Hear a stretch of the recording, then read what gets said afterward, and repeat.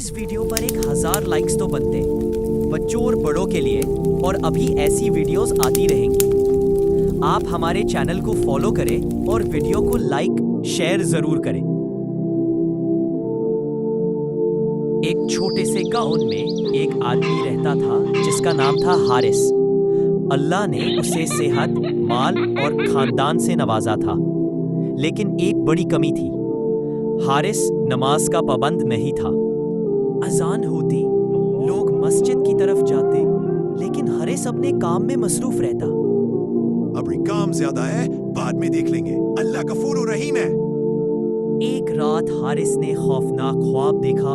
उसने कयामत का मंजर देखा।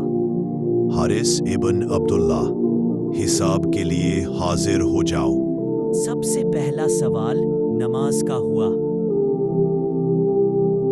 मेरे रब, इस बंदे की तो नमाज ही नहीं है। कुरान की आयत। फिर उनके बाद ऐसे लोग आए जो नमाज को जाया करने लगे और अपनी ख्वाहिशात के पीछे चलने लगे, तो अंकरीब उनको गई मिलेगी। सूरा मरियम 19:15। गई जंगल की वादी है और जहन्नुम भी पनाह मांगती है। या अल्लाह, मैं तो सोचता था कि बस कल से नमाज शुरू करूंगा, लेकिन कल कभी आया ही नहीं। रसूलुल्लाह सल्लल्लाहु अलैहि वसल्लम ने फरमाया, बंदे और शिख के दरमियान फर्क करने वाली चीज नमाज है। जिसने नमाज छोड़ दी उसने कुफ्र किया। तिर्मिजी। पकड़ो इसे और गाय की वादी में दाखिल करो।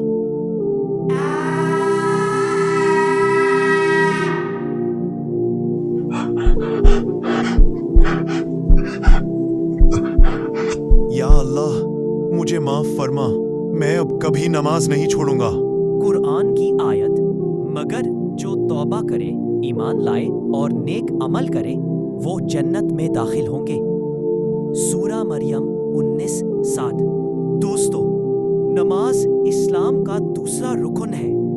जो इसे छोड़ देता है उसका अंजाम जहन्नुम है, लेकिन जो तौबा कर ले और नमाज कायम कर ले, अल्लाह उसे माफ भी कर देता है। इसलिए आज ही से नमाज का पक्का इरादा कर लीजिए।